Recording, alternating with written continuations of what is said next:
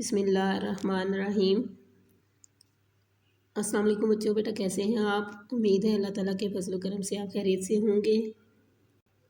جی بیٹا، آج ہم شروع کریں گے سبق نمبر 9، گل صنوبر کی کہانی۔ اس سبق میں بیٹا بتایا گیا ہے کہ زندگی میں حالات چاہے کیسے ہی کیوں نہ ہوں، خودداری اور غیرت کا دامن نہیں چھوڑنا چاہیے۔ اگر کوئی حالات کا ستایا مدد کے لیے آ جائے تو خوش دلی اور نیک جذبے کے ساتھ اس کی مدد کرنی چاہیے، نہ کہ اس کی دل آزاری کی جائے۔ زندگی کا اصل مقصد ہی یہی ہے کہ انسانیت کی بے غرض اور بے لوث خدمت کی جائے، اسی سے اللہ کی رضا حاصل ہوتی ہے۔ جی بیٹا، اب ہم سبق پڑھنا شروع کرتے ہیں۔ محسن پور کے وسیع میدان میں بلوچوں نے اپنی بستی بنا رکھی تھی۔ اس بستی میں شروع سے آخر تک جھونپڑیاں تھیں جن میں بہت سے بلوچ خاندان رہتے تھے۔ وسیع کا مطلب بیٹا ہوتا ہے کھلا، ٹھیک ہے۔ محسن پور کے آس پاس کے علاقوں میں طاعون کی وبا پھیلی ہوئی تھی۔ طاعون بیٹا ایک مہلک وبا ہے جو چوہوں کی وجہ سے پھیلتی ہے۔ اس وبا نے سینکڑوں گھر اور بیسیوں محلے، بیسیوں کا مطلب بیٹا ہوتا ہے بہت سے محلے تباہ کر ڈالے تھے۔ جو لوگ زندہ تھے ان کے سروں پر ہر وقت موت کا سایہ منڈلاتا رہتا تھا۔ منڈلاتا کا مطلب بیٹا ہے چکر لگانا، یعنی ان کے سروں پر ہر وقت موت کا سایہ چکر لگاتا رہتا تھا۔ لوگ اتنے خوفزدہ تھے کہ کسی کے قدموں کی آہٹ بھی سنائی دیتی، آہٹ کہتے ہیں آواز کو جو کہ قدموں کی ہوتی ہے، تو سمجھتے کہ بس فرشتہ اجل آ پہنچا۔ فرشتہ اجل کہتے ہیں موت کے فرشتے کو۔ کوئی گھر سے باہر نہ نکلتا کہ کہیں موت نہ آ دبوچے مطلب اسے موت نہ پکڑ لے۔ لیکن موت نہ اندر دیکھتی ہے نہ باہر۔ جس کی قسمت میں مرنا لکھا ہے وہ لاکھ پردوں میں چھپ کر بیٹھے تو بھی زندہ نہیں بچ سکتا۔ اس لیے بستیوں میں ہر وقت سناٹا سا رہتا۔ سناٹا کا مطلب کیا ہوتا ہے بیٹا؟ خاموشی، جیسے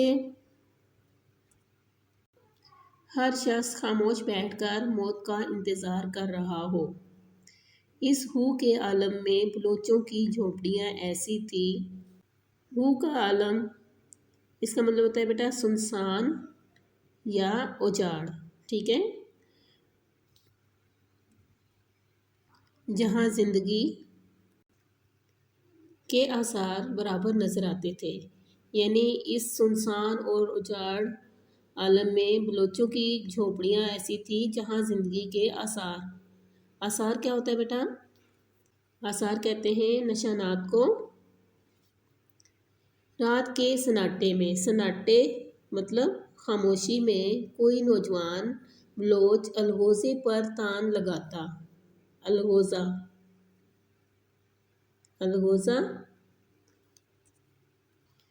یہ بیٹا ایک قسم کا ساز یا بانسری ہے، تو اس کی سریلی آواز دور تک سنائی دیتی۔ بلوچوں کا کہنا تھا کہ آنے والی موت کو ہم روک نہیں سکتے، وہ اس وقت آتی ہے جب اللہ کا حکم ہوتا ہے۔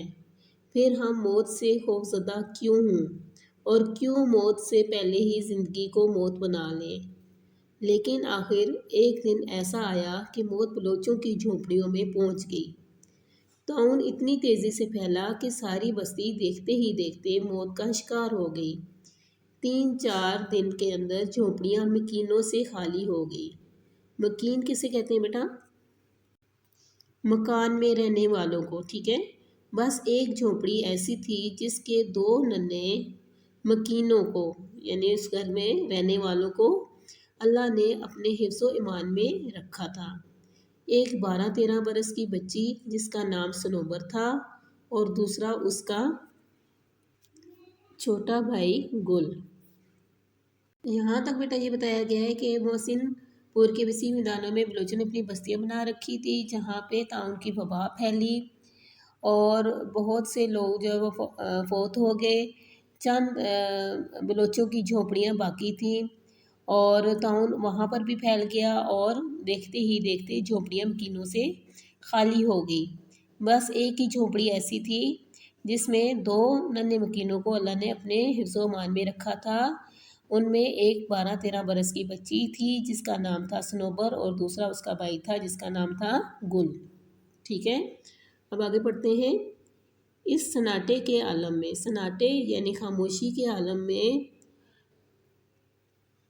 दोनों मासूम सहमे हुए का मतलब क्या होता है? डरे हुए। ठीक है, बैठे थे कि गुल ने हसरत भरी नज़रों से बहन की तरफ देखा। हसरत कहते हैं बेटा अरमान को। बहन को देखा और अपने पेट पर हाथ रख दिया। सनोबर समझ गई कि गुल भूखा है। उसने उसे सहारा देकर उठाया और उसकी उंगली पकड़कर करीब की बस्ती की तरफ चल पड़ी। चंद 100 कदम का फासला उन्होंने यूं तय किया जैसे कोई बहुत दूर की मंजिल तय की हो। बस्ती में दाखिल हुए तो देखा कि गलियां और सड़कें वीरान और सुनसान पड़ी हैं। वीरान और सुनसान, वीरान बेटा कहते हैं उजड़ी हुई और सुनसान हो गया खाली। ठीक है, यानी उजड़ी हुई और खाली पड़ी थी। दूर दूर तक कहीं आदमजाद का निशान नहीं था। आदमजाद से मुराद क्या है? इंसान, किसी इंसान का निशान नहीं था। मरने वाले मर गए और जो जीते बच्चे वो लाशों को बेगोरो कफन छोड़कर न जाने किधर निकल गए। यानी जो मरने वाले थे, जो इस मर्ज का शिकार हुए, वबा का शिकार हुए, वो मर गए और जो बच गए वो लाशों को बेगोरो कफन यानी बगैर कफन दफन के छोड़कर मालूम नहीं किधर निकल गए। तभी सनोबर गुल को सहारा दिए अल्लाह के भरोसे पर आगे बढ़ती रही। आखिर दूर एक घर से धुआं निकलता दिखाई दिया। उसने दिल में हिम्मत और कदमों में ताकत पैदा कर दी। गिरते पड़ते उस तरफ चल पड़े। आखिरकार एक पुख्ता हवेली के सामने आकर रुके। दरवाज़ा खुला हुआ था। वो घर के अंदर दाखिल हो गए। देखा कि सामने मसहरी पर एक खातून बैठी है जो देखने में किसी अमीर घराने की बेगम मालूम होती है। 3-4 बच्चे उसकी मसहरी के इर्द गिर्द बैठे शायद किसी खेल में मगन हैं। मगन का मतलब बेटा होता है मशगूल या मसरूफ़। सनोबर आगे बढ़ी, बेगम साहिबा को सलाम किया और कहा, शुक्र है आपको और आपके बच्चों को अल्लाह ताला ने अपनी हिफाजत में रखा। हम दोनों बहन भाई हैं। अपनी सारी बस्ती में बस हम दोनों जिंदा बचे हैं। मेरा छोटा भाई बहुत भूखा है। अगर आप उसके लिए खाने का इंतज़ाम कर दें, इंतज़ाम का मतलब बेटा क्या होता है? बंदोबस्त। ठीक है, तो आपकी बहुत बड़ी अनायत होगी। अनायत का मतलब क्या होता है? मेहरबानी होगी। ठीक है, अब बेटा इस पैराग्राफ में हमने क्या पढ़ा कि दोनों बहन भाई डरे सहमे हुए थे। जब गुल ने हसरत भरी नज़रों से अपनी बहन की तरफ देखा और अपने पेट पर हाथ रखा तो सनोबर समझ गई कि गुल भूखा है।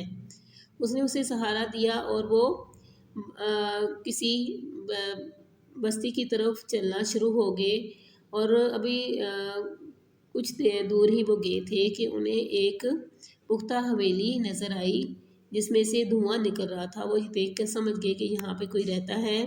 चुनांचे गुल अपने सनोबर अपने भाई को लेकर उस हवेली में दाखिल हुई। वहाँ पर एक खातून थी जिसके इर्द गिर्द बच्चे खेल रहे थे।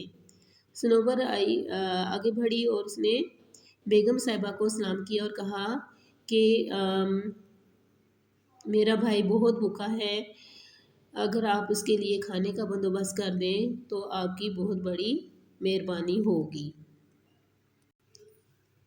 खातून ने सनोबर की बात सुनी तो उससे कहा, लड़की हम तुम दोनों को खाना भी देंगे और कपड़े भी। हमारे यहाँ आराम से रहो और घर का कुछ काम काज कर दिया करो। खातून की इस बात पर सनोबर का चेहरा गुस्से से तमतमा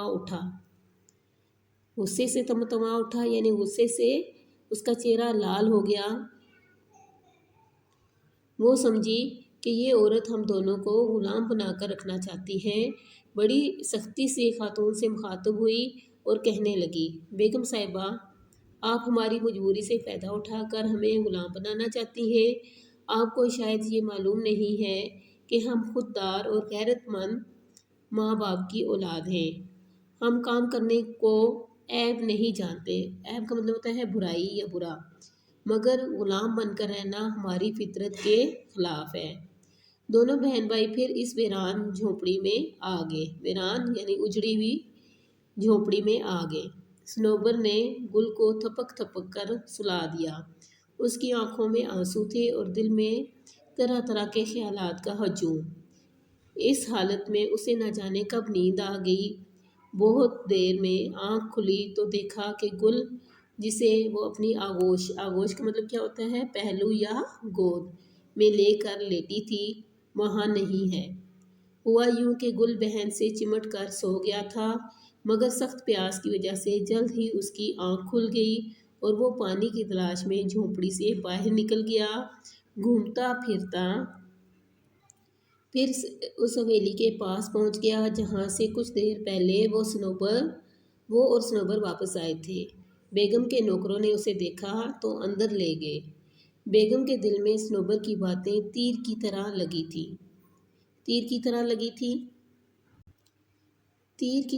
تھی۔ یعنی بہت اسے صنوبر کی باتیں بری لگی تھی۔ اس نے گل کو دیکھا تو انتقام کی آگ کا مطلب ہوتا ہے بدلے کی آگ بھڑک اٹھی۔ دل میں سوچا کہ اس مغرور لڑکی کے بھائی کو زندگی بھر غلام نہ رکھا تو میرا نام زہیرہ نہیں۔ یہ بیٹا اس میں ہم نے پڑھا کہ خاتون نے صنوبر کی بات سنی تو اس نے اس سے کہا کہ لڑکی، ہم تم دونوں کو کھانا بھی دیں گے اور کپڑے بھی دیں گے، لیکن تم لوگ یہاں آرام سے رہ سکتے ہو، لیکن تم ہمارے گھر کا کچھ کام کاج کر دیا کرو۔ خاتون کی اس بات پر صنوبر بہت زیادہ غصے میں آ گئی۔ وہ یہ سمجھی کہ وہ جو بیگم ہے وہ ہمیں غلام بنا کر رکھنا چاہتی ہے۔ بڑی سختی سے وہ اس سے مخاطب ہوئی اور کہنے لگی کہ ہم خوددار اور غیرت مند ماں باپ کی اولاد ہیں، مگر غلام بن کر رہنا ہماری فطرت کے خلاف ہے۔ اس کے بعد دونوں بہن بھائی واپس اپنی جھونپڑی میں آ گئے۔ صنوبر نے گل کو تھپک تھپک کر سلا دیا اور خود بھی سو گئی۔ جب اس کی آنکھ کھلی تو اس نے دیکھا کہ گل وہاں پر موجود نہیں ہے۔ ہوا ایسے کہ گل کو پیاس لگی اور وہ پانی کی تلاش میں جھونپڑی سے باہر نکلا اور گھومتا پھرتا پھر وہی اسی حویلی کے پاس چلا گیا پہنچ گیا جہاں پہلے وہ دونوں بہن بھائی گئے تھے۔ بیگم کے نوکروں نے جب گل کو دیکھا تو وہ اسے پکڑ کر اندر لے گئے۔ بیگم کے دل میں صنوبر کی باتیں جو تیر کی طرح لگی ہوئی تھی، وہ صنوبر سے بدلہ لینا چاہتی تھی۔ چنانچہ اس نے گل کو اپنے پاس رکھ لیا اور سوچا کہ اس مغرور لڑکی کے بھائی کو زندگی بھر میں غلام بنا کر رکھوں گی۔ جی بیٹا آج ہم نے گل صنوبر کی کہانی سبق نمبر 9 ہم نے بیٹا ہاف لیسن آج ہم نے پڑھا، اس کو سمجھا اور مشکل الفاظ کے معنی بھی ہم نے کیے۔ یہ بیٹا آپ نے اچھی طریقے سے یاد کرنا ہے۔ اللہ حافظ۔